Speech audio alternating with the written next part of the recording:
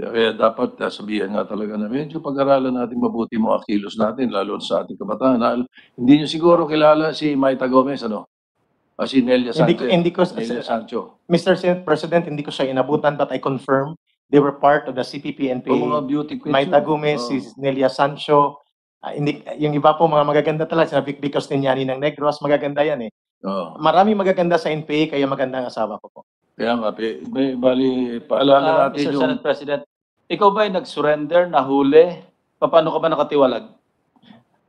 Very different po ang circumstansya ko, Mr. Chair and Senate President. Hindi po ako na-captured.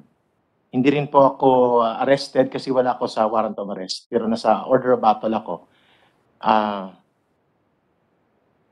Naglaylo ako, nag-awol ako. Ang last unit ko po from the ERAP Resign Movement, I was deployed in 2002 September.